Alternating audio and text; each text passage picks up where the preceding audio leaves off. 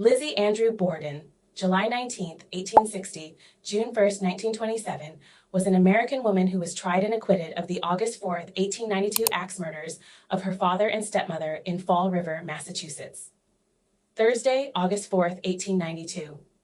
Morse arrived in the evening of August 3rd and slept in the guest room that night. After breakfast the next morning, at which Andrew, Abby, Morse, and Sullivan were present, Andrew and Morse went to the sitting room, where they chatted for nearly an hour. Morse left around 8:48 a.m. to buy a pair of oxen and visit his niece in Fall River, planning to return to the Borden home for lunch at noon. Andrew left for his morning walk sometime after 9 a.m. Although the cleaning of the guest room was one of Lizzie and Emma's regular chores, Abby went upstairs sometime between 9 a.m. and 10:30 a.m. to make the bed.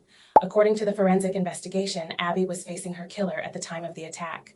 She was first struck on the side of the head with a hatchet, which cut her just above the ear, causing her to turn and fall face down on the floor, creating contusions on her nose and forehead.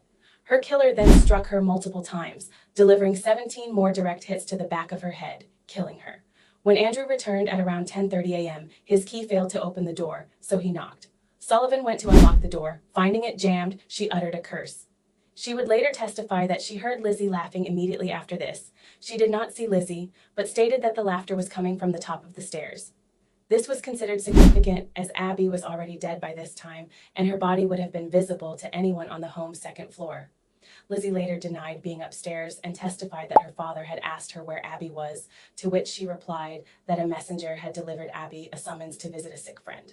Sullivan stated that she had then removed Andrew's boots and helped him into his slippers before he lay down on the sofa for a nap, a detail contradicted by the crime scene photos, which show Andrew wearing boots. She testified that she was in her third-floor room, resting from cleaning windows, when just before 11:10 a.m., she heard Lizzie call from downstairs. "Maggie, come quick, father's dead. Somebody came in and killed him." Andrew was slumped on a couch in the downstairs sitting room, struck 10 or 11 times with a hatchet-like weapon. One of his eyes had been split cleanly in two, suggesting that he had been asleep when attacked. His still bleeding wounds suggested a very recent attack. Dr. Bowen, the family's physician, arrived from his home across the street and pronounced both victims dead. Detectives estimated that Andrew's death had occurred at approximately 11:00 a.m.